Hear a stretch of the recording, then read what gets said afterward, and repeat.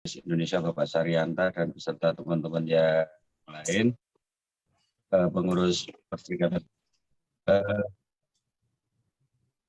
Bapak Ibu yang saya hormati, peserta pelatihan workshop terkait dengan manajemen UMKM pada kesempatan pagi hari ini, bahwasannya tujuan workshop online ini adalah memberikan pemahaman kepada peserta, baik dari BUMDes, UMKM maupun para praktisi, teman-teman pendamping desa dan sebagainya yang berkenan hadir pada kesempatan online shop yang akan kita adakan selama 4 pekan tiap Senin. Ini adalah untuk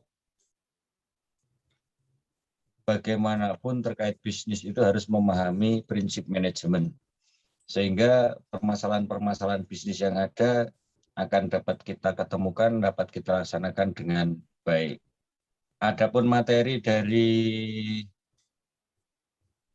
kegiatan ini ada 4. Pada pekan pertama ini kita akan bercerita tentang manajemen pengelolaan tekstil and cotton, operasi dan BUMDes dengan pengajar yaitu Bapak Muhammad Taufik dari kelompok tani Kapas Kabupaten Ngawi.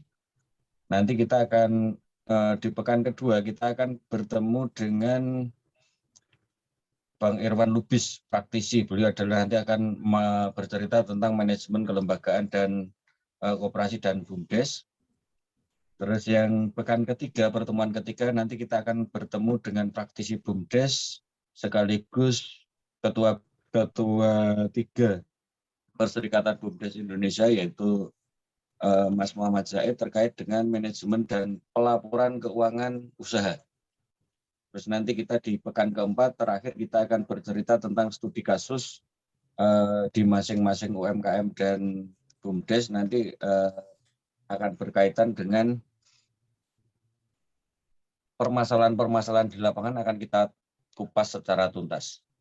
Untuk itu kami berharap bahwasanya Bapak Ibu yang hadir pada kesempatan hari ini tetap hadir di pekan-pekan berikutnya, karena itu salah satu syarat mendapatkan e-sertifikat, sehingga jika panjenengan hanya hadir pada kesempatan hari ini maka tidak akan mendapatkan sertifikat, karena link akan otomatis nanti ketika absensi panjenengan komplit secara otomatis akan mendapatkan e-sertifikat. Saya kira ini yang dapat saya sampaikan. Sukses untuk kita semua. Semoga apa yang kami siapkan, apa yang kami tata ini menjadi ilmu yang bermanfaat bagi Bapak Ibu semuanya. Kurang lebihnya mohon maaf. Wabillahi taufiq wal hidayah. Assalamualaikum warahmatullahi wabarakatuh. Waalaikumsalam warahmatullahi wabarakatuh. Kepada Bapak Sigit Wahyudi disampaikan terima kasih. Selanjutnya adalah sambutan dari beliau Ketua Umum Perserikatan BUMDes Indonesia. Mohon nanti disampaikan tentang acara workshop online hari ini, fokusnya terkait dengan apa, seperti itu. Kepada beliau, Bapak Ketua Umum Perserikatan BUMDes Indonesia, Bapak Saryanta, silakan. Ya. Assalamualaikum warahmatullahi wabarakatuh. Waalaikumsalam warahmatullahi wabarakatuh. Bapak Ibu peserta workshop online yang saya hormati, khususnya pengurus Perserikatan BUMDes Indonesia dan juga ketua kelompok paguyuban kapas, ya, petani kapas yang ada di Jawa Timur, dan juga dari Yayasan Solidet. Saya atas nama Perserikatan BUMDes Indonesia benar-benar mengucapkan terima kasih kepada semua pihak yang telah mendukung kegiatan ini. Harapan kami kegiatan ini benar-benar akan mengantar kita semua BUMDes-BUMDes di Indonesia untuk saling bisa menjalin kerjasama, yang dalam hal ini di Perserikatan BUMDes Indonesia telah memulai untuk menjalin kerjasama dengan pihak ketiga, yang harapannya nanti akan bisa saling menguntungkan baik yang kerjasama maupun untuk mendorong kemajuan BUMDes-BUMDes di seluruh Indonesia. Karena kenyataannya bahwa untuk bisa kita berkembang dan maju, ini dibutuhkan kerjasama dengan beberapa pihak. Yang kedua, harapan kita bersama bahwa untuk workshop ini nanti, ini benar-benar kita bisa lebih meningkatkan manajemen dalam pengelolaan usaha baik BUMDes maupun UMKM. Kita sadari penuh bahwa walaupun modal usaha kita banyak dan khususnya untuk BUMDes ini sudah dikelola berskala desa, tetapi jika manajemennya itu tidak dikelola dengan baik atau perusahaannya tidak dimanage dengan baik, maka biasanya kegagalan yang akan dicapai. Maka tidak oke kalau kita melihat banyak BUMDes-BUMDes yang mangkrak ini karena memang diakibatkan baik itu memang pengelolaannya itu kurang dimanage dengan baik dan mungkin juga karena kurang mendapatkan pendampingan atau pelatihan. Nah, harapan kami pada workshop ini bisa dimanfaatkan sebaik-baiknya kepada seluruh pihak, baik dari BUMDes maupun UMKM, sehingga nantinya ini benar-benar menjadi media belajar bagi kita semua untuk meningkatkan pengelolaan usaha kita. Yang berikutnya harapan kami juga bahwa ini bisa berkelanjutan dan nantinya Bapak Ibu semuanya ini akan memperoleh ilmu yang cukup untuk mengembangkan BUMDes dan UMKM-nya, juga bisa ditularkan kepada UMKM dan BUMDes di daerah masing-masing. Nah, saya kira itu yang perlu kita sampaikan sekali lagi, bahwa dengan semangat kita bersama, maka harapan kita bersama ini BUMDes maupun UMKM bisa maju bersama, dan kita selaku Perserikatan BUMDes Indonesia ini benar-benar berharap bermanfaat bagi semua pihak. Dengan mengucap Bismillahirrahmanirrahim, maka workshop online yang akan kita selenggarakan mulai hari ini sampai 4 pertemuan mendatang ini kita nyatakan dibuka. Demikian yang saya sampaikan. Akhirul kalam, wassalamualaikum warahmatullahi wabarakatuh. Waalaikumsalam warahmatullahi wabarakatuh. Selanjutnya adalah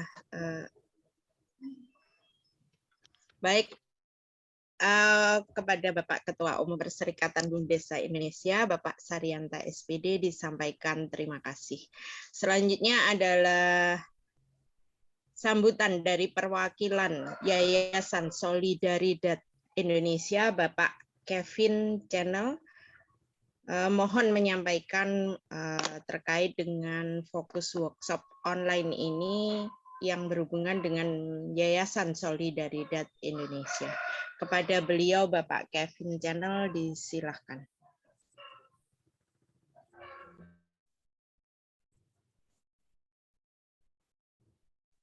Sepertinya Mas Kevin belum masuk, nanti dilanjut dulu aja, Mbak Ana. Oke, siap. Terima kasih, Pak Sigit. Baik, untuk menyingkat waktu, ini langsung materi yang akan disampaikan oleh Bapak Muhammad Taufik selaku narasumber pertama untuk pertemuan workshop online hari ini. Beliau berasal dari kelompok tani kapas dari Kabupaten Ngawi, yang secara umum beliau akan mempresentasikan bagaimana manajemen pengelolaan tekstil dan kapas terkait dengan budidaya tanaman kapas dari varietas Karisma. Kepada beliau, Bapak Muhammad Taufik, disilahkan. Sebelumnya selama presentasi untuk Bapak Ibu peserta pelatihan hari ini, nanti mohon terkait dengan pertanyaan ini bisa dituliskan di chat ya, atau di kolom komentar. Nanti pertanyaan dan pembahasan ditujukan kepada siapa? Apakah khusus kepada Bapak Muhammad Taufik, ataukah kepada Yayasan Solidaridad, atau kepada Perserikatan BUMDES Indonesia? Kepada Bapak Muhammad Taufik, disilahkan. Baik, bismillahirrahmanirrahim. Assalamualaikum warahmatullahi wabarakatuh. Bapak dan Ibu-ibu peserta kegiatan pada pagi hari ini sampai siang nanti, barangkali saya perlu memperkenalkan diri dulu supaya kita menjadi lebih kenal, lebih akrab meskipun by online.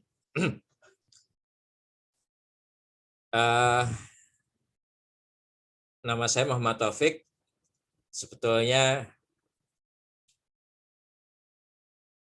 berbicara tentang manajemen pengelolaan tekstil dan kapas mungkin masih baru. Tapi mudah-mudahan yang baru juga memberi manfaat bagi kita semuanya.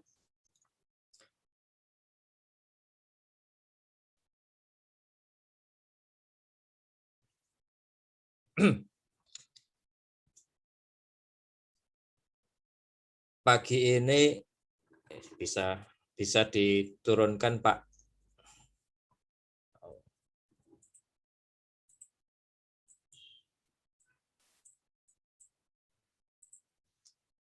Pagi ini kita akan membahas tentang manajemen pengelolaan kapas. Yang pertama berkait dengan manajemen. Apa sih manajemen itu?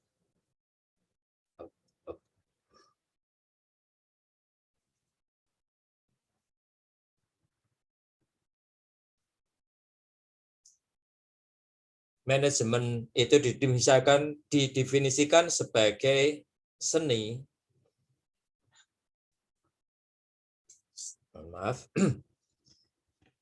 Untuk mencapai hasil yang diinginkan secara gemilang dengan sumber daya yang tersedia. Nah, berkait dengan kata seni ini, itu adalah sesuatu yang kalau lukisan indah, kalau suara merdu, kalau aransemen itu bagus, kalau pengelolaan ya baik gitu kan. Sehingga dengan seni itu, dengan pengelolaan yang bagus itu akan didapatkan hasil tujuan yang diharapkan itu secara maksimal.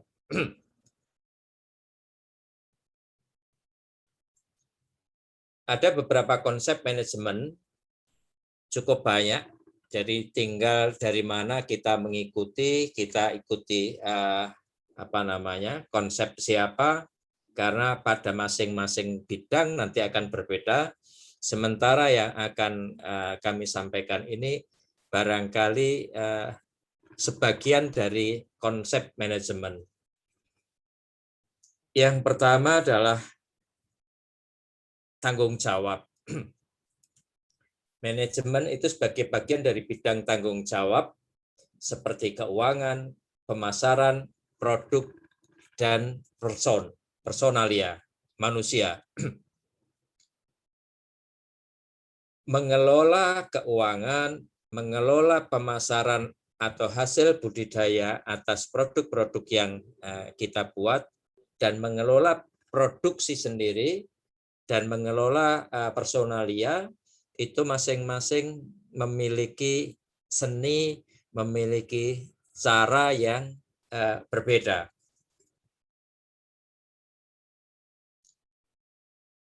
Dengan demikian,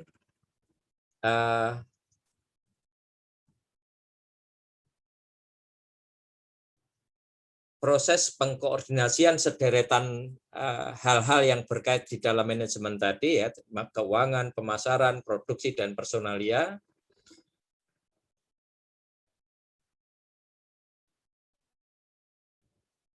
mudah-mudahan hasilnya ya kalau itu dikelola dengan baik, hasilnya akan optimal. Proses pengkoordinasian sederetan masukan dari berbagai sumber daya tadi untuk mencapai hasil yang diinginkan melalui pemanfaatan yang efektif maksud saya atas sumber daya yang tersedia. Sederetan fungsi perencanaan, pengorganisasian, pengarahan, pengendalian, dan pengkoordinasian yang kemudian ditambahkan dengan fungsi komunikasi dan motivasi.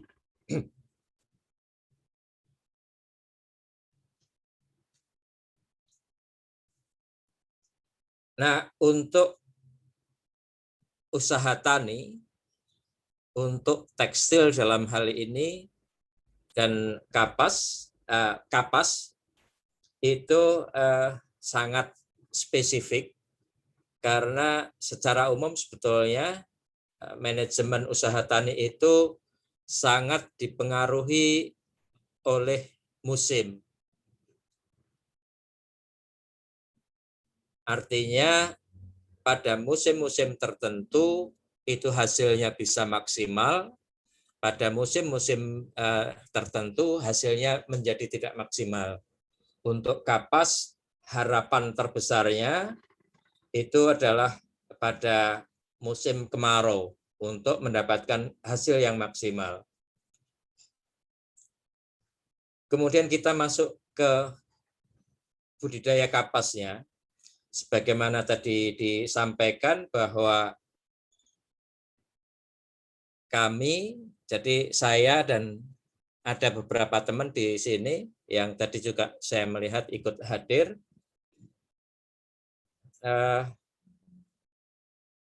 melakukan budidaya tanaman kapas varietas karisma. Sebagaimana di materi,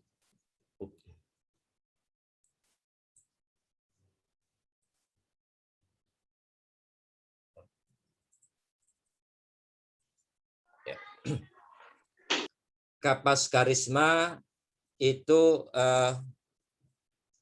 bersifat gejah alias cepat panen, yaitu umur antara 110 sampai dengan 120 hari. Penampilan kapas karisma ini terbilang ramping, kecil gitu ya, sehingga dapat ditanam rapat. Penanaman rapat ini selain untuk meningkatkan hasil produksi yang lebih optimal, juga diharapkan dengan rapat itu terjadi perkawinan antar bunga, sehingga akan didapatkan biji juga yang cukup banyak. Dalam 1 hektar kapas karisma itu bisa diisi sampai dengan 80.000 batang pohon dengan jarak tanam antara jaraknya 10 cm sehingga sangat rapat, dan di masing-masing lubang tancap, lubang tanam itu bisa diisi lebih dari 1, tapi juga jangan terlalu banyak, 2 lah maksimal atau 2 gitu.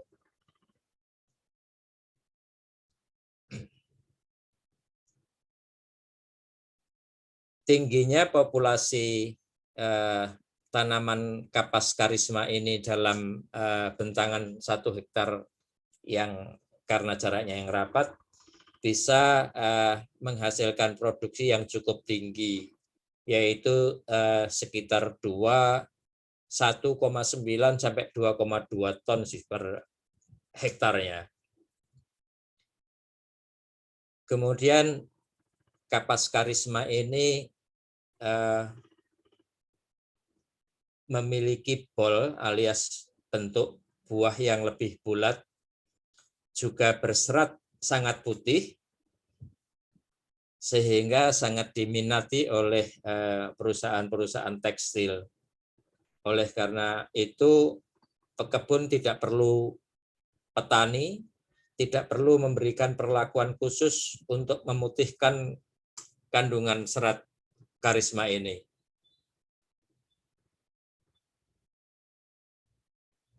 Kandungan serat karisma mencapai 1.147 ton per hektar. Ya.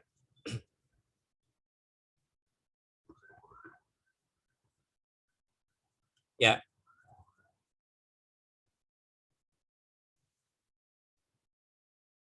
Sebetulnya ya ke atasnya lagi satu. Ya. Kapas karisma ini apa namanya? Berbeda dengan jenis kapas yang lain, dia tidak boleh, mohon maaf ini materi ini barangkali tidak ada di dalam sini, dia tidak boleh di apa namanya semprot dengan pestisida, sehingga kalau misalnya ada hama-hama yang mengganggu tanaman, biarkan dia di situ, biasanya akan muncul apa namanya musuh alaminya hama-hama itu, sehingga tanamannya itu lebih aman, dan pestisida yang ada karena nanti akan merusak, membunuh musuh alami hamanya, itu yang justru akan merusak pertumbuhan tanaman kapas itu sendiri. Mungkin agak berbeda dengan tanaman kapas yang lain yang diizinkan untuk menggunakan pestisida untuk mengusir hama-hama yang mengganggu pertumbuhan tanaman kapas ini. Lanjut.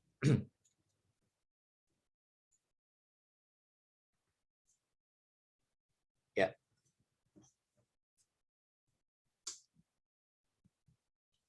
Selanjutnya untuk panduan teknis budidaya tanaman kapas. Ya.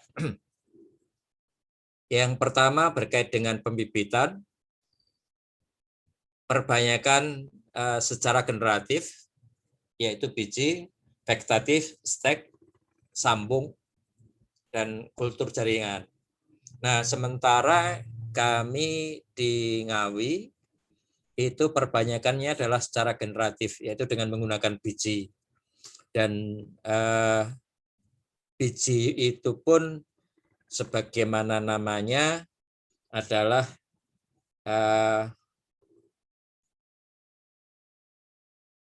kapas hasil radiasi gamma, sehingga dinamakan karisma. Itu kami bermitra dengan BRIN, Badan Riset Nasional, Inovasi Nasional Indonesia, untuk mendapatkan bibit-bibit yang bermutu, supaya apa namanya kualitas tanaman yang kami semai, kami tanam itu tetap maksimal. Karena bagaimanapun kalau bibitnya itu bagus, maka kita bisa berharap hasil yang bagus.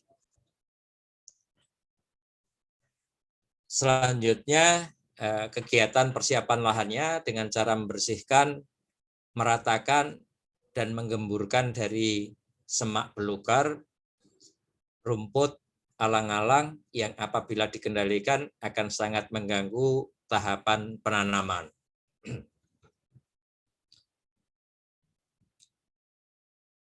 Waktu penanaman yang baik adalah di awal musim hujan. Artinya di kalau bulan-bulan kemarin misalnya Januari, Februari sampai maksimal Desember, Januari, Februari itu sudah mungkin waktu-waktu terakhir. Februari itu waktu-waktu terakhir kita untuk mendapatkan hasil tanaman yang baik. dengan menggunakan tugal dengan kedalaman apa namanya? Tugal itu antara 1 sampai dengan 5 cm. Setiap tugal itu diberi 1, 2 sampai 3 benih per lubang. Yang selanjutnya benih kapas ditutup kembali. Kemudian proses pemeliharaan dapat dimulai dengan persiapkan alat, bahan yang dibutuhkan dalam tahapan penanaman benih kapas. Jarak tanam yang digunakan, jumlah kebutuhan benih kapas akan mengikuti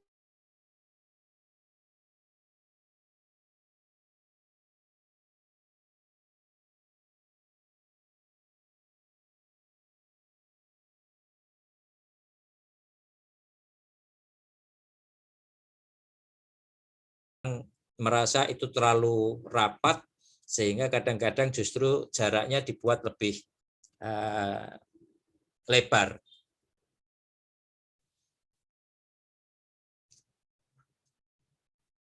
Tanaman kapas karisma ini umumnya memiliki ciri antara lain kulit buah yang menunjukkan warna coklat tua dan rapuh. Buah kapasnya telah membuka antara 25 sampai dengan 30%, maka itu sudah bisa dipanen.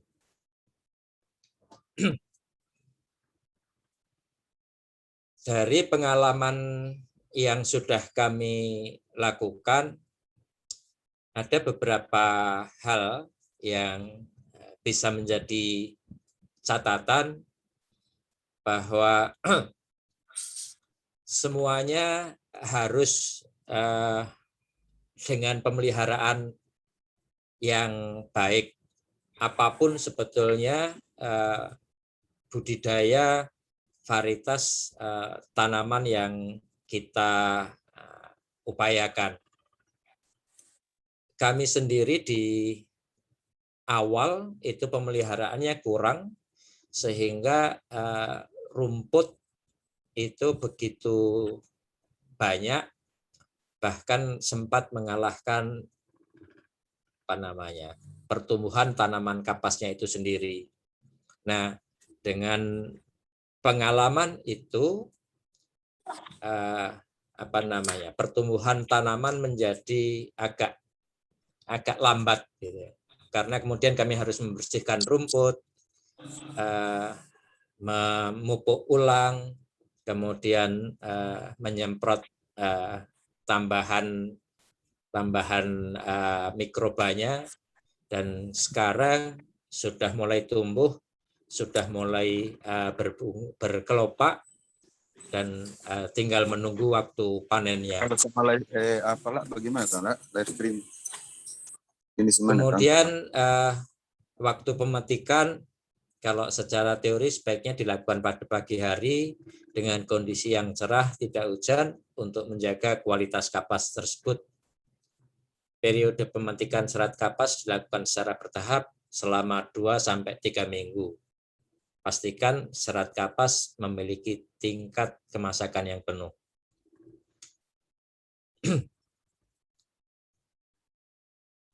Lanjut. Ya. Nah, ini yang barangkali sangat menarik sebetulnya.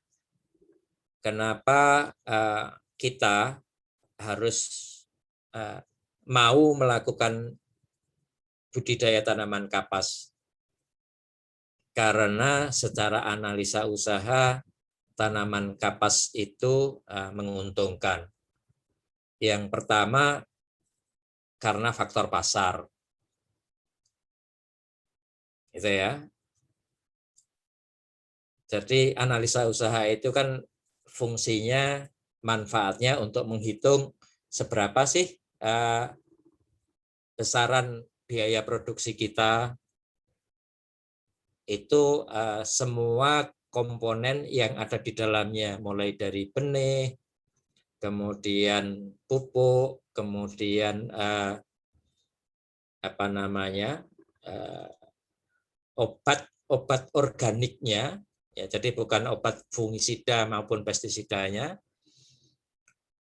Setelah itu semuanya terhitung, hasilnya juga seberapa.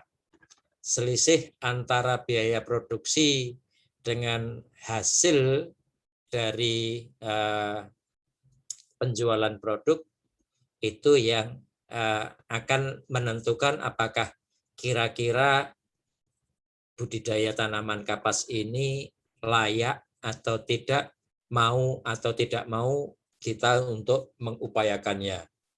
Nah, hitungan ini tentu saja adalah dalam satu siklus penanaman. Dengan demikian, penghasilan, pendapatan itu yang akan membuat kita terus untuk mengupayakannya. Ya, jadi tadi saya sampaikan manfaat analisa usaha itu untuk mengetahui komponen biaya, mungkin besar kecilnya bisa beragam tergantung kepada daerahnya masing-masing. Kemudian yang kedua, mendorong untuk menambah kegiatan usaha bila penghasilan per bulannya kecil dibanding kebutuhan keluarga. Kemudian yang ketiga, mendorong bekerja lebih produktif supaya didapat hasil maksimal. Lanjut. Ya. Jadi ini umum gitu ya. Komponen yang kelima itu sebetulnya secara usaha pertanian biasanya ada, tetapi yang khusus untuk kapas karisma ini itu tidak ada. Kemudian sewa lahan termasuk pajak kami juga tidak begitu menghitung, karena biasanya kalau petani kapas, kalau misalnya ada pun mungkin nanti bisa ditambahkan, tetapi di hitungan kami karena kami tidak melakukan sewa sehingga tidak kami hitung. Kemudian juga kalau di Ngawi itu kebanyakan nanti budidaya kami adalah di lahan perhutani, yaitu lahan-lahan yang bawah sutet, saluran tegangan tinggi, di mana kami bekerja sama dengan petani hutan nanti untuk budidayanya, itu mereka yang akan mengerjakan di lahan-lahan seperti itu, sehingga sewa lahannya nanti di catatan yang kami buat tentang analisa usaha ini tidak kami masukkan. Lanjut. Nah, ini adalah perhitungan analisa usaha tani kapas di Ngawi gitu ya. Yang pertama benih. Jadi benih yang kami semaikan itu kemarin sekitar 1,5 kilogram. Harganya setiap kilogramnya itu sekitar 1 jutaan. Tetapi mungkin nanti karena ini masih eksklusif gitu ya, sehingga agak mahal. Mudah-mudahan nanti ketika semakin banyak benihnya harganya tidak akan mencapai sekian itu. Kemudian pupuk padat organiknya itu per kilonya 1 hektar itu dibutuhkan sekitar 1 ton, 1.000 kilo, harganya Rp3.000 per kilonya.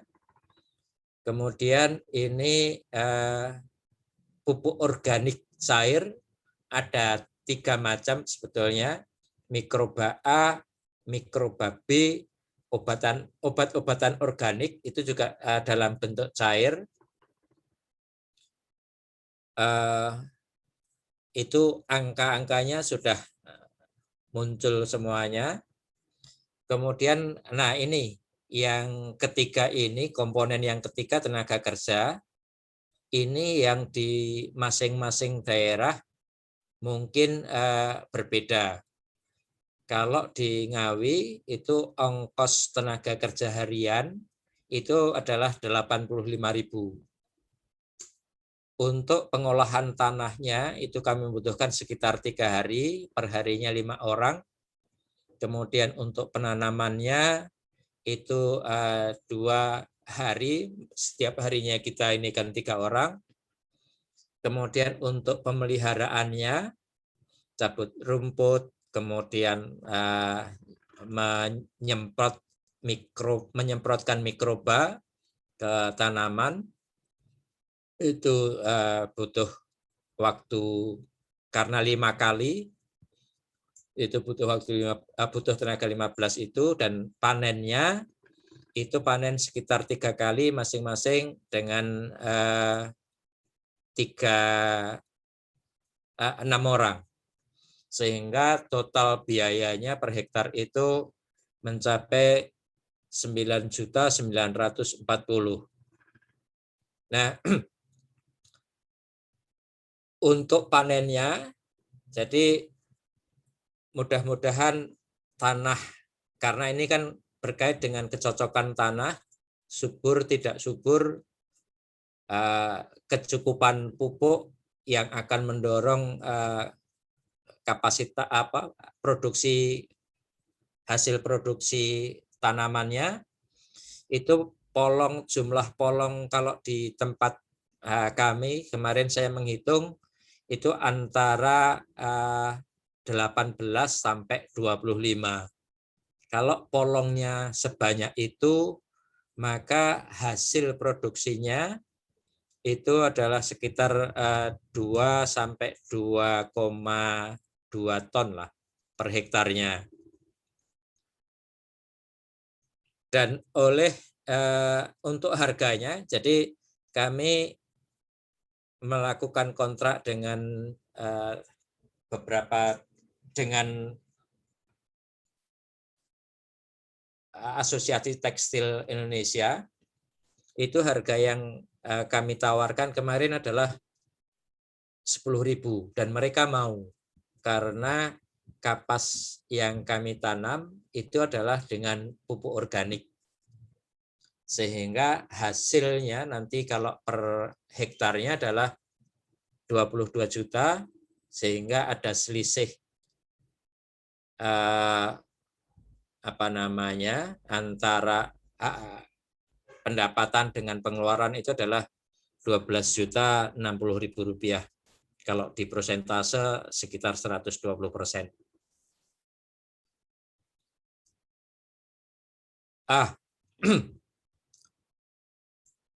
Kemudian ini barangkali saya tak sekaligus menjawab teman-teman yang masuk. Untuk tanaman kapas sebaiknya, bukan sebaiknya, paling cocok sebetulnya adalah di dataran-dataran rendah, sehingga untuk daerah-daerah yang di atas 300 mdpl itu mungkin kurang bisa maksimal, meskipun bisa, terutama untuk karisma, karena uji coba yang dilakukan oleh BRIN ketika kami ke BRIN itu, mereka melakukan uji coba penanaman di Bogor pun bisa tumbuh dengan baik. Tetapi secara teori untuk yang terbaik itu adalah di dataran-dataran rendah. Lanjut. Ya. Kesimpulannya untuk tanaman kapas karisma yang bisa kita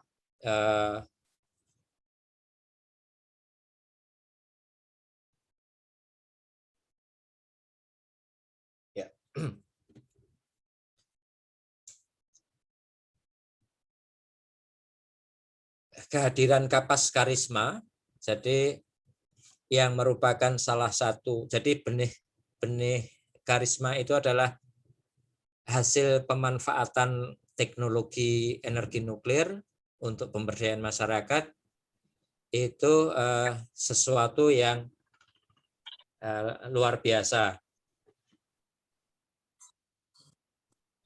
Kapas tersebut memiliki banyak keunggulan, diantaranya biaya produksi yang tidak terlalu banyak, serta waktu panen yang cepat, karena hanya membutuhkan sekitar 3-4 bulan sudah bisa panen. Kemudian yang kedua, secara umum sebetulnya bisa dipanen lebih dari sekali. Jadi ketika sudah panen habis, itu kita tidak harus kemudian melakukan penanaman ulang, tetapi masih bisa menunggu untuk panen berikutnya, sehingga dalam sekali budidaya itu masih bisa panen 2 kali atau 3 kali bahkan gitu.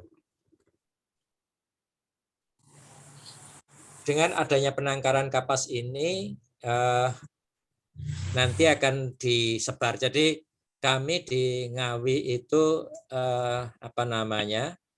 lebih pada upaya untuk mendapatkan biji kapasnya yang nanti akan, sebagaimana tadi kami sampaikan di awal, kami mungkin lebih bekerja sama dulu dengan BRIN untuk pemuliaan benihnya, sehingga benih-benih kapas itu setelah dilakukan olahan di BRIN akan menjadi benih-benih yang unggul.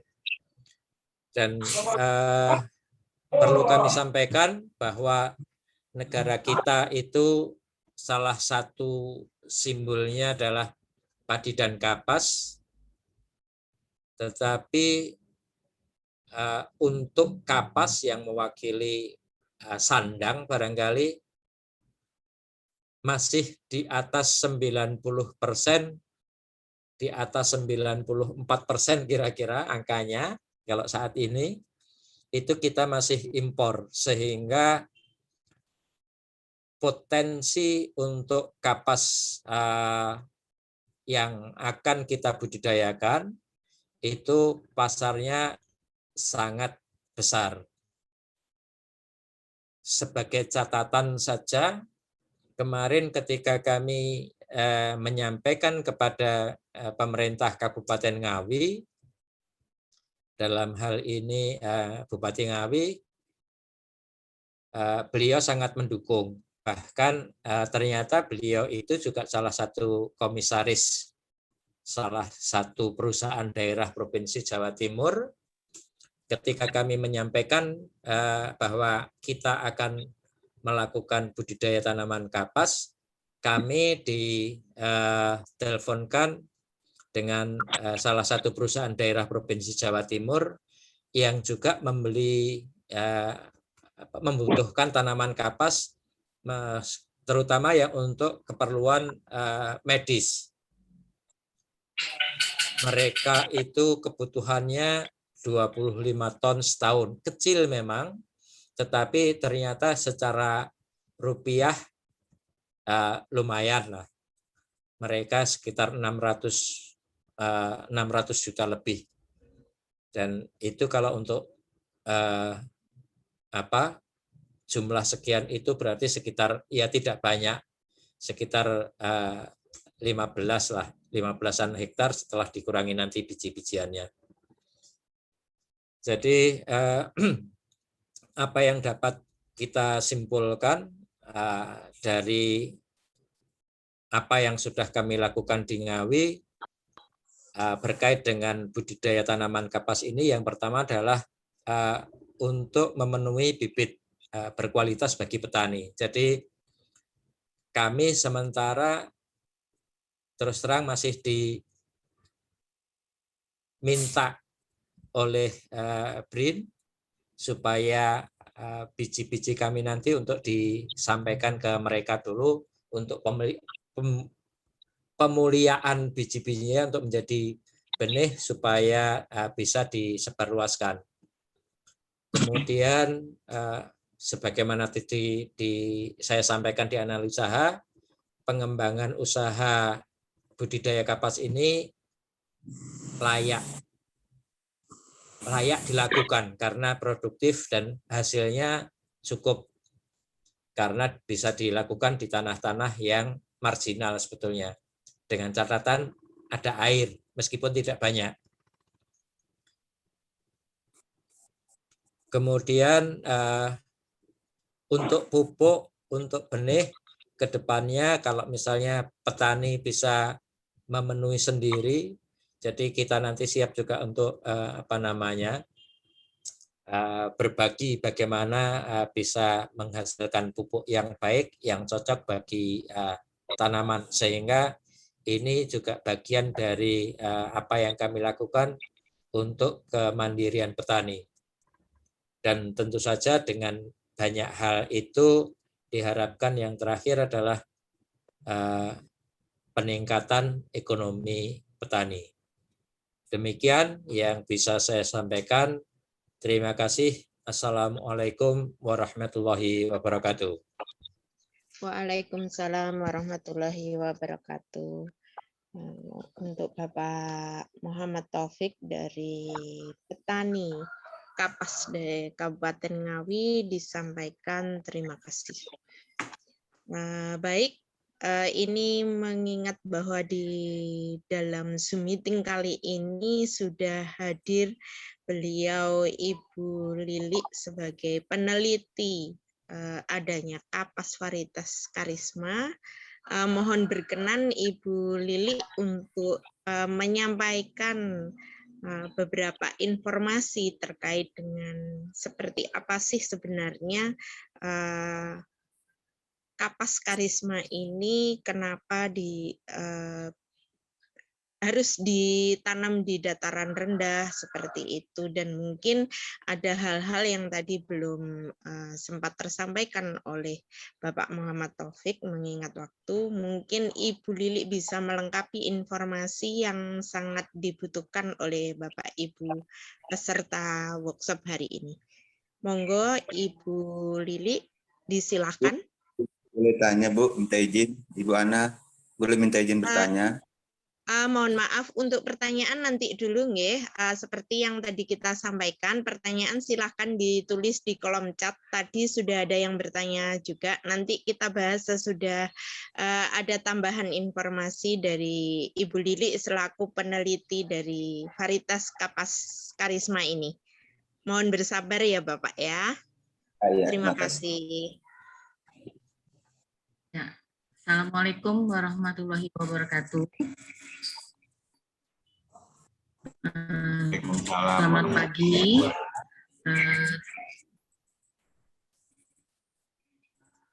Selamat ya untuk Pak Muhammad Taufik sudah menyampaikan presentasinya. Saya rasa sudah bagus, hanya sedikit saya tambahkan. Kenapa ada pertanyaan menanam di dataran rendah? Karena tanaman kapas yang varietas dari datang itu varietas karisma, tanaman tersebut pada waktu pembungaan itu dia tidak perlu memerlukan air banyak. Pada waktu masa vegetatif dari mulai tumbuh sampai mau ada buahnya, itu masa vegetatif Pak.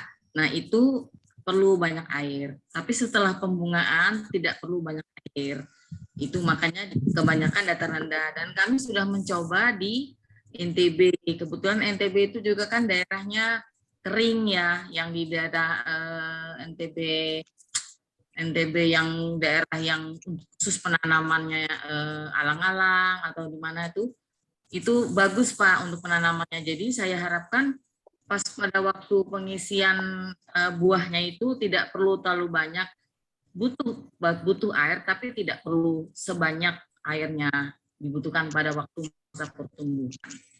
Itu namanya pertumbuhan generatif, jadi tidak perlu pertumbuhan butuh air yang banyak. Itu saja. Dan tidak perlu disemprot dengan pestisida Kenapa disemprot tidak perlu, Pak? Jadi karena tanamannya rapat, jadi buahnya itu akan dia malah mengadakan silang atau kawin tetangga dengan tanaman di sebelahnya, gitu, Pak. Nah,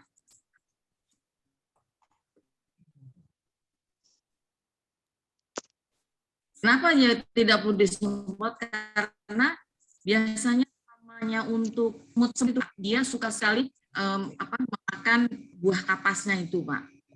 Nah, bukan buah kapasnya. Jadi semut itu makan tanah itu akan makan hama. Nah, buah kapas itu kan ada ininya, Pak, hamanya itu empuaska ya, buah kapas itu. Nah, semut itu akan makan si empuaska itu, Pak. Nah, itu makanya tidak perlu disemprot. Kalau disemprot, semutnya itu tidak ada makanan, Pak. Nah, empuaskanya itu ya udah, jadinya tidak bisa bertumbuh, pembuahannya tidak bertumbuh dengan baik. Semakin rapat itu semakin baik. Kalau yang varietas lain, jarak tanamnya ada yang sampai 15. Kalau kami, Pak, 15 itu akan ini, Pak, buahnya sedikit, itu saja. Kesimpulannya seperti itu, gitu. Nah, pada waktu sudah berbuah itu tidak banyak ya, insya Allah. Saya lihat di Sulawesi Selatan pernah itu pas musim kering, tanaman kapas kami itu, Pak, yang varietas karisma itu daunnya sudah coklat-coklat, tapi kapasnya masih tumbuh bisa mekar dengan sempurna. Gitu. Kenapa saya bilang dataran rendah seperti itu? Kira-kira itu saja, Bu. Oke. Buat Bu Lili disampaikan terima kasih. Nanti bila ada pertanyaan disambung lagi, Ibu.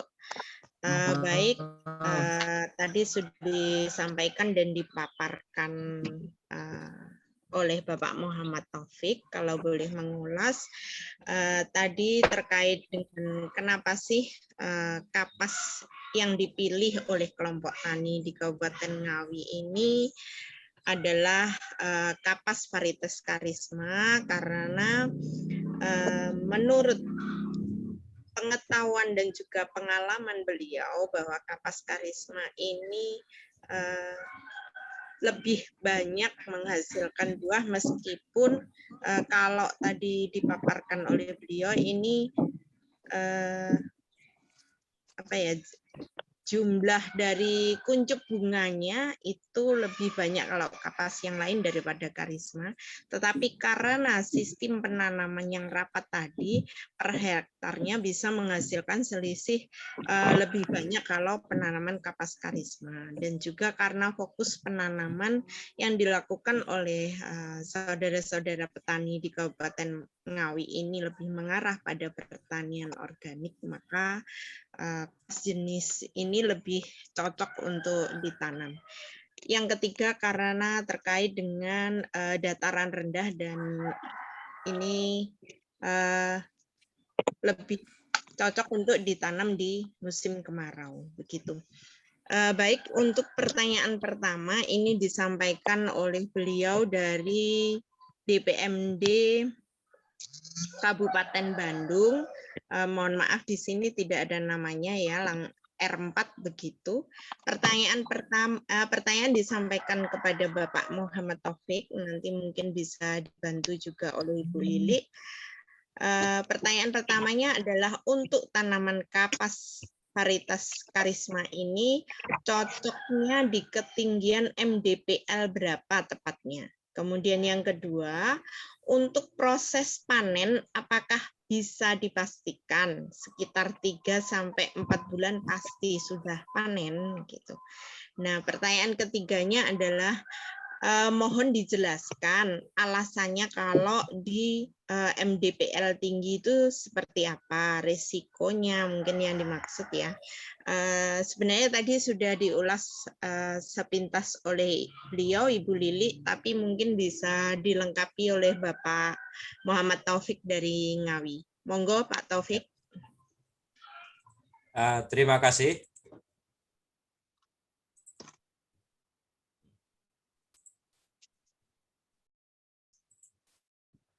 Halo, terima kasih. Halo, monggo. Halo, ya. Yang pertama berkait dengan kecocokan, barangkali nanti Bu, sebagaimana tadi mungkin sudah disampaikan oleh Bu Lili sebagai peneliti maupun ahlinya yang di dalam bidang kapas karisma ini. Yang pertama, kalau yang kami ketahui memang untuk kapas karisma ini cocoknya memang di dataran-dataran rendah sebagaimana yang kami terima dari Bu Lili Arsanti sendiri. Yang kedua, untuk proses panennya apakah dapat dipastikan sekitar 3-4 bulan? Kalau yang kami alami itu ya. Jadi kami menanam itu, jadi mohon maaf kami juga baru menanam pertama di bulan Februari kemarin. Itu bulan Mei itu sudah yang pertama, meskipun tanamannya kecil sebagaimana tadi yang saya sampaikan sempat terganggu rumput, itu bulan-bulan Mei kemarin sudah berbunga. Nah, karena kemudian rumputnya kami cabut, pupuknya kami tambahkan, kemudian mikrobanya kami tambahkan, ini sudah mulai berkelopak lagi. Sehingga dalam waktu sekarang yang bulan keempat, itu sudah ada mulai polong-polong yang dalam bacaan kami adalah polong yang sudah kedua, maksudnya buah yang kedua. Nah, berkait dengan pertanyaan yang ketiga, MCPL-nya mohon dijelaskan alasannya. Tadi mungkin sudah disampaikan Bu Lili, bukan tidak bisa ditanam di daerah atas, tetapi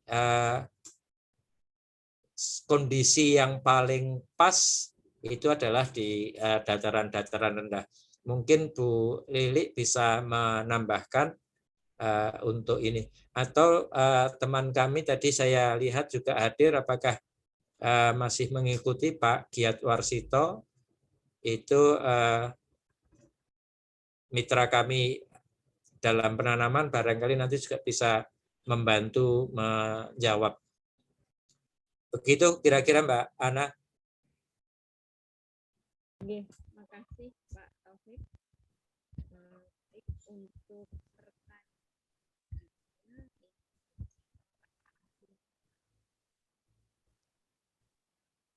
Mbak Ana monitor. siap? Lanjut. Pertanyaannya adalah kalau dibandingkan dengan tanaman jagung dan kapas, dari sisi analisa usaha. Suara tidak terdengar, Mbak Ana. Halo, sudah masuk? Sambung. Ampun. Oke, saya ulang ya. Pertanyaan dari beliau Bapak Tamsil Patalulu. Kalau dibandingkan dengan tanaman jagung dan kapas, kira-kira dari sisi analisa usaha, khususnya perputaran modal, mana yang lebih cepat mendapatkan hasil? Kemudian target pasar untuk produk kapas, ini disalurkan kemana? Pertanyaan ini tidak ada penulisan mau disampaikan kepada siapa. Mungkin bisa langsung dirangkai dengan pertanyaan selanjutnya. Ini terkait mohon ada penyampaian jaminan pembelian hasil panen jika BUMDes atau kelompok kerjasama untuk menanam, ini bagaimana nanti sistemnya. Pertanyaannya akan lebih pas ya kalau ini kita arahkan kepada Bapak Sigit Wahyudi. Mohon Pak Sigit Wahyudi bisa menanggapi pertanyaan ini. Silakan. Terima kasih, Mbak Ana. Jadi pada prinsipnya kerjasama antara Solidaritas dan PBI ini berlangsung selama 5 tahun dari 2021 sampai 2024 nanti. Dan ini ada sesuatu yang menarik, bahwasanya pertanyaan Bapak tadi sudah kami siapkan. Jadi terkait dengan siapa nanti yang akan membeli kapas kita, sebenarnya sudah banyak pihak yang siap untuk membeli kapas kita, dan kita pun sudah agreement, sudah kerjasama dengan Asosiasi Pengusaha Tekstil Indonesia. Terus nanti harapannya bahwasanya ketika nanti teman-teman dari BUMDes ini nanti menjadi pendamping bagi petani-petani di wilayah Bapak. Karena kami akan pada bulan Juli nanti kami akan mengadakan training of trainer bagi teman-teman terkait dengan budidaya kapas ini, bagaimana nanti teman-teman menjadi off-taker dari petani, off-taker awal, tetapi nanti untuk berikutnya yang akan membeli para pengusaha, seperti yang tadi disampaikan oleh Pak Taufik, sebenarnya sudah banyak pihak yang siap untuk mengambil kapas yang dihasilkan oleh teman-teman petani melalui BUMDes, sehingga harapannya ini adalah program berkelanjutan. Karena memang pendampingan yang akan kami berikan, akan kami dorong selama 5 tahun, kolaborasi antara Solidaritas Network Indonesia, Perserikatan BUMDes Indonesia, juga dari peneliti BRIN dalam hal ini Bu Lili yang siap untuk mendampingi kita. Terkait untuk tadi ada sebuah pertanyaan terkait untuk mendapatkan benih. Saat ini karena kita berbicara spesifik bahwasanya benih yang akan kita budidayakan adalah benih karisma, saat ini untuk pembedingan masih di tempat Pak Taufik dan Mas Giat di Ngawi.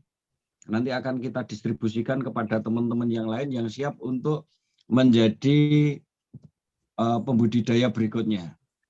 Karena memang masih sangat terbatas terkait pembibitan ini. Sehingga harapannya nanti pada tahun 2023 sudah bisa masif terkait dengan budidaya kapas karisma ini. Ini yang menjadi titik poin kami bahwasanya terkait dengan produk kapas ini semuanya sudah kita siapkan dari hulu ke hilirnya. Banyak binaan kita terkait dengan para pemintal, para penenun dan sebagainya membutuhkan produk ini. Dan ini sudah mulai kita petakan. Jadi nanti pada prinsipnya kami akan membawa produk kapas ini seperti yang disampaikan Pak Taufik tadi, menjadi bagian tidak terpisahkan dari lambang negara kita adalah padi dan kapas. Bapak Ibu, jika nanti berkenan untuk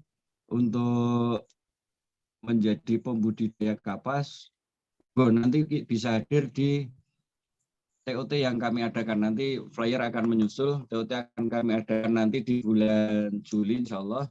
Nanti di sana kita juga mengundang off-taker, para pihak yang siap untuk mengambil produk-produk kita, terus termasuk termasuk untuk bagaimana atau perlakuan kapas yang akan diterima oleh para produsen, para off-taker itu kualitas yang seperti apa. Karena kadang-kadang yang menjadi permasalahan kita merasa bahwasanya kita sudah menghasilkan, tetapi kenapa tidak laku? Kita lupa bahwasanya para pelaku produksi itu, para pelaku usaha itu butuh kualitas juga. Kemarin kami sempat ngobrol dengan satu perusahaan di Sukoharjo, bahwasanya kebutuhan kapas mereka per hari adalah 10 ton. Per hari 10 ton, Bapak Ibu. Dan kebutuhan mereka saat ini alhamdulillah 100% masih impor. Jadi ini peluang yang sangat besar karena peluang usahanya tadi sudah dipaparkan Pak Taufik secara panjang lebar juga terkait peluang usaha dan sebagainya. Saya kira itu Mbak Ana terkait tambahan dari kami. Pada prinsipnya Perserikatan BUMDes Indonesia siap menjadi jembatan bagi teman-teman terkait dengan nanti pendampingan budidayanya sampai nanti pasca panennya. Makasih, Mbak Ana, matur nuwun. Nggih, matur nuwun Pak Sigit. Berikutnya adalah pertanyaan dari Bapak Ahmad M. Effendi. Pak Sigit. Ini terkait bisakah ditanam di Suaranya kecil banget, Bu. Halo? Ya.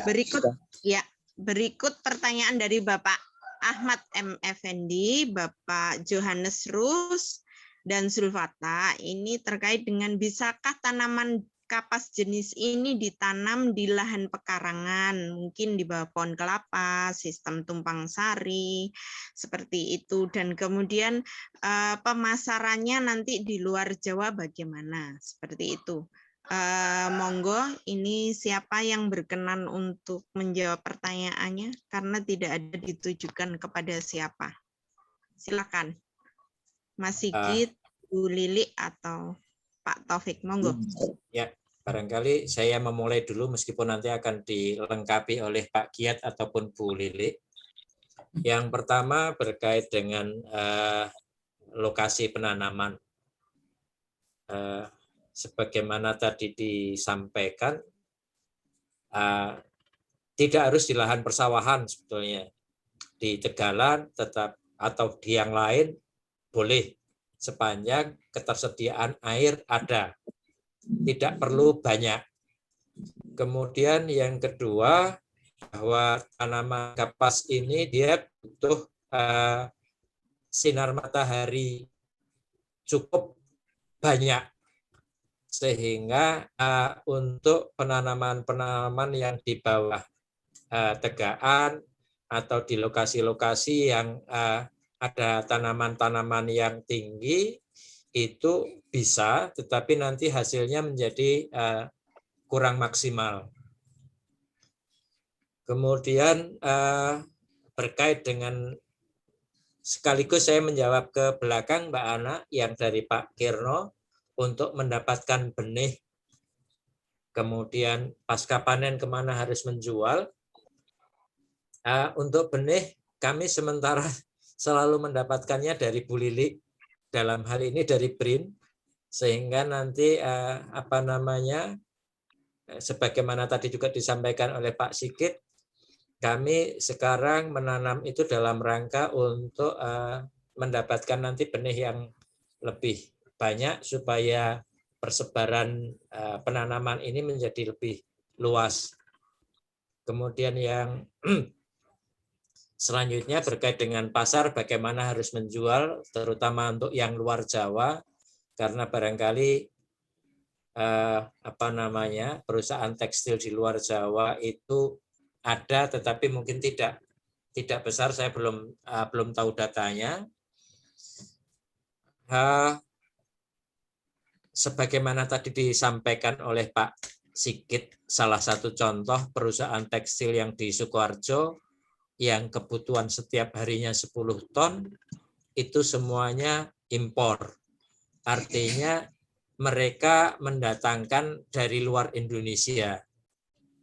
Artinya lagi, kalau itu ada di dalam Indonesia, ya mereka pasti akan siap terima sepanjang kualitas yang kita hasilkan, kualitas kapas yang kita hasilkan itu sebagaimana yang mereka inginkan. Dan insya Allah kalau kapas Karisma ini secara kualitas itu seperti kapas yang kualitas bagus yang mereka inginkan. Yang mereka inginkan itu adalah, mereka itu adalah Asosiasi Pertekstilan Indonesia. Demikian barangkali dari saya. Bu Lili atau Pak Kiat barangkali bisa menambahkan jawabannya. Terima kasih. Assalamualaikum. Waalaikumsalam. Terima kasih Pak Taufik. Ada tambahan mungkin dari Bu Lili atau Pak Sigit? Itu Mas Kiat, mau nambahin, Mas Kiat. Boleh. Oke. Assalamualaikum warahmatullahi wabarakatuh. Waalaikumsalam. Ini kebetulan saya ini di Ngawi, yang selama ini kita mengembangkan kapas yang di Ngawi bersama Pak Taufik dan teman-teman di sini. Untuk sedikit menambah untuk yang kenapa kita cenderung di dataran rendah, karena yaitu tadi kita di sini juga uji coba kemarin untuk pemaksimalan ini sebetulnya hasil yang maksimal, karena kita coba juga tadi ada yang di bawah pohon atau apa, ternyata itu lebih maksimal itu yang kalau orang Jawa bilang itu bentaan yang nggak terhalang oleh pohon-pohon tinggi. Dan kita di sini tadi ada yang di Tegalan, memang kita di sini lebih fokus memanfaatkan lahan-lahan yang tidak produktif. Mungkin untuk memaksimalkan lahan-lahan yang tidak produktif sehingga ditanamin padi juga nggak bisa, jagung pun sulit. Kita cenderung lebih untuk penanaman kapas ini yang kita lakukan di Ngawi. Jadi kita juga yang di bawah pohon masih bisa hidup dan berbuah, cuman tidak semaksimal yang jauh dari pohon-pohon tinggi. Itu. Kedua, tadi saya lihat ada yang bertanya perbandingan dengan jagung. Ya, karena kita memanfaatkan lahan-lahan yang tidak produktif tadi, insya Allah kita dengan jagung hasilnya kita juga nggak kalah gitu loh. Sehingga selama ini lahan-lahan yang nggak bisa ditanamin apa-apa itu jagung juga ditanamin jagung nggak maksimal, dengan ditanamin kapas itu sangat maksimal sekali. Selain itu juga dengan kita peluang saat ini mungkin pupuk mahal, subsidi mahal, terus obat-obatan mahal, itulah yang mendorong kami petani di Ngawi ini untuk aktif atau siap menggerakkan untuk kapas. Karena kita di sini coba full organik tanpa pupuk kimia dan pestisida yang lain. Dan hasilnya kemarin itu menurut tadi itu 18 sampai 20 polong kita bisa mencapai 23 polong dengan pupuk full organik tanpa kimia kemarin. Jadi mungkin itu untuk menambah, dan pasar insya Allah nanti kita selama ini kita sudah saling komunikasi dengan BUMDes, terutama timnya Pak Sigit untuk market, betul tadi dengan asosiasi itu. Jadi insya Allah untuk pasar kita tetap yang Ngawi ini masih komunikasi terus dengan asosiasi tekstil, dengan tim-timnya Pak Sigit. Insya Allah pasar kita masih terbuka lebar. Karena kemarin yang disampaikan Pak Sigit 10 ton per hari, kita kemarin itu 2,5 hari ada salah satu tekstil juga, kita kebetulan ada teman di situ, kebutuhannya itu 25 ton itu 2 hari juga habis. Semua juga impor. Jadi disitulah perusahaan-perusahaan besar itu semua itu impor. Selain juga kita juga info kemarin di Jawa Timur itu suatu perusahaan daerah itu kapasnya juga impor semua. Insya Allah untuk di luar Jawa pun saya rasa tidak ada masalah, karena kapas ini untuk yang bagus kita pakai ke tekstil, untuk yang nggak bagus ini bisa untuk ke katembat, ke kosmetik, itu ternyata kapas limbah-limbah dari yang tekstil. Sehingga kita kalaupun hasilnya itu nggak sebagus dengan apa yang dengan asosiasi, jadi kita masih ada pasar untuk lokal, yaitu seperti untuk kosmetik dan yang lain. Mungkin itu penambahan dari saya. Terima kasih. Assalamualaikum warahmatullahi wabarakatuh. Waalaikumsalam warahmatullahi wabarakatuh. Matur Mbah Nuwun Pak Giat Warsito dari Ngawi. Beliau rekan dan tim dari Bapak Muhammad Taufik ya, yang selama ini sudah aplikasi tanaman kapas jenis karisma ini di bawah pohon tegaan seperti itu ya Pak. Ada tambahan mungkin dari Bu Lili atau Pak Sigit? Saya tambahkan ya Bu. Iya, monggo. Kenapa harus tidak boleh dengan ada tegaan atau di bawah naungan? Karena sinar matahari itu sangat penting untuk tanaman kapas. Jikalau tanaman kapas dengan sinar matahari langsung, Bapak-bapak bisa menghasilkan kapas yang berumur genjah yang diharapkan seperti itu. Gitu. Kalau masalah pemupukan ya mungkin Pak Taufik dengan Pak Giat lebih unggul lah. Kalau dari kami seperti itu Bu. Jadi sinar matahari sangat penting untuk tanaman kapas. Semakin dia kena sinar matahari lebih panjang, buah kapasnya akan cepat panen. Itu saja Bu dari saya. Karena dataran rendah, kenapa tadi dataran rendah kembali lagi ya Bu ya? Itu Iya. karena dataran rendah tuh hujannya jadi sedikit gitu loh. Kita tinggal aja panas biarin aja. Nanti Bapak kembali lagi tahu-tahu buahnya sudah meletak gitu. Nah, itulah sangat diharapkan dengan ada sinar matahari, dengan kawin lebih tanamannya lebih rapat, akan terjadi buahnya lebih banyak dan panen lebih cepat. Itu yang kita harapkan untuk petani kan, kalau nggak salah seperti itu gitu. Untuk Bapak-bapak misalnya lahannya nggak ada ya nggak apa-apa. Coba dilihat, pasti hasilnya lebih sedikit buahnya gitu. Dan panennya juga lebih panjang. Satuan 120 hari 115, kalau 115 sinar mataharinya lebih terang, mungkin 115 Pak, nggak sampai 120. Itu saja. Monggo yang punya lahan, itu saja. Kalau saran saya seperti itu Pak. Dan Bu, iya Bu, monggo selesai. Terima kasih Bu Lili. Mas Sigit, masih ada tambahan? Saya kira cukup lanjut, monggo mungkin kalau masih ada pertanyaan atau hal-hal lain yang diskusikan, hanya mungkin saya menyampaikan kalau nanti mohon untuk link absen sudah saya share, nanti mohon untuk mengisi link dengan benar, jangan sampai salah nomor HP, email dan sebagainya, karena nanti nomor WA panjenengan kami masukkan ke grup untuk diskusi, jadi kami tidak nanti akan lebih enak, kita tidak harus menjawab satu persatu pertanyaan jenengan, dan mungkin kalau masih ada beberapa pertanyaan nanti bisa kita jawab di grup WA yang sudah kita siapkan. Seperti itu Mbak Ana.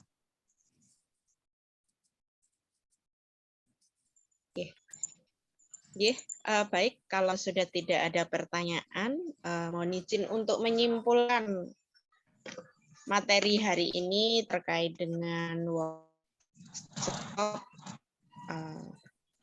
yang sudah kita ikuti mulai jam 9 tadi. Baik, tadi disampaikan di awal oleh Bapak Ketua Umum, workshop ini bisa memberikan gagasan inovasi bidang usaha bagi badan usaha milik desa di seluruh Nusantara.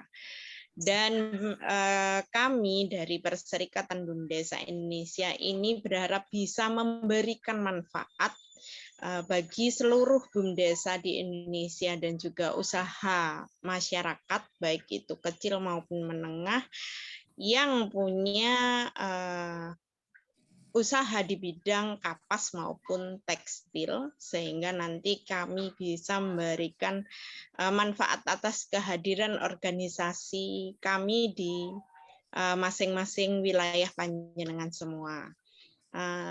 Kami paham bahwa hari ini Bapak Ibu yang hadir tidak hanya pengurus BUMDESA, tetapi juga ada dari DPMD, ada dari Bapak Ibu petani, ada dari Bapak Ibu pengusaha kapas dan tekstil. Seperti yang sudah disampaikan Bapak Muhammad Taufik dari awal hingga akhir, bahwasanya kami dari Perserikatan BUMDES Indonesia hari ini merekomendasikan kapas jenis karisma dan mengambil percontohan penanaman yang sudah panen ini di Kabupaten Ngawi, salah satunya oleh Bapak Muhammad Taufik. Ini dikarenakan yang pertama, kapas varietas ini bisa panen lebih cepat dari yang lain ketika masa penanaman, proses pengolahan lahan dan juga pemeliharaannya ini seperti yang disarankan dan disampaikan oleh peneliti dan pengembang, yaitu dengan persyaratan dataran rendah, cukup sinar matahari, dan seterusnya. Bagaimana jika tidak bisa persis seperti yang disampaikan peneliti? Ini kapas jenis ini masih bisa ditanam di lahan yang ada tegakan selama masih tetap ada sinar matahari. Tetapi tentu saja karena kapas varietas ini harus ditanam di dataran rendah dan sinar matahari, maka proses pemeliharaan, kemudian perawatan, dan juga masa panennya ini menjadi sedikit berbeda dari yang seharusnya. Seperti itu. Kemudian dari analisa usaha atau apa namanya dari kapas jenis ini memang lebih sedikit jika dibandingkan kapas varietas yang biasanya sudah sering kita ketahui ditanam oleh masyarakat. Tetapi karena disarankan jarak tanamnya ini lebih rapat daripada kapas yang lain dan dimungkinkan dari kerapatan penanaman ini terjadilah yang namanya perkawinan silang sehingga hasilnya nanti akan lebih banyak dan jumlah tanamannya per hektarnya juga 300% lebih ya, 3 kali lipat dari jumlah tanaman yang ditanam yang dari kapas jenis lain. Seperti itu sehingga hasilnya ini juga jauh berbeda dari kapas jenis lain. Kemudian yang terakhir, kapas ini yang sudah dikembangkan di Kabupaten Ngawi ini masih fokus untuk pengadaan bibit yang nantinya ini memang sengaja dari Perserikatan Bumdesa Indonesia fokus pembibitan untuk kita bisa merangkul teman-teman dari seluruh Nusantara, utamanya Bumdesa, untuk memiliki satu unit usaha terkait dengan penanaman kapas yang bibitnya nanti bisa dibeli melalui Perserikatan Bumdesa Indonesia dan tidak hanya beli kemudian sudah selesai, kita masih melakukan fasilitasi dan pendampingan termasuk juga bagaimana kita mengcover terkait dengan pemasaran hasil tanam ini. Kenapa begitu? Karena kami dari Perserikatan Bumdesa Indonesia menyadari membuka unit usaha bagi Bumdesa itu mudah. Yang tidak mudah adalah ketika kita di Bumdesa memproduksi barang dan kemudian tidak tahu kemana memasarkan atau tidak punya pasar sendiri. Oleh sebab itu hari ini kita workshop hari ini kita memberikan inovasi terkait dengan pemanfaatan lahan yang cukup sinar matahari untuk ditanami kapas, menjawab kebutuhan kapas di Indonesia yang 99,3% masih impor.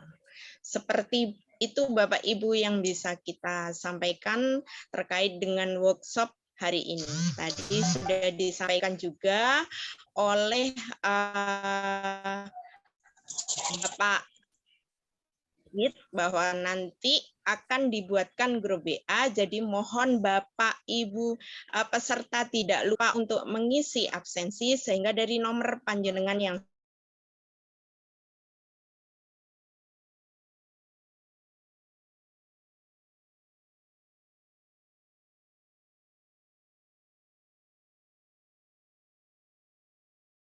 sudah disampaikan di dalam kolom chat. Sekian dari kami. Saya hari ini selaku pembawa acara sekaligus moderator dari acara workshop online hari ini yang kurang sopan. Wassalamualaikum warahmatullahi wabarakatuh.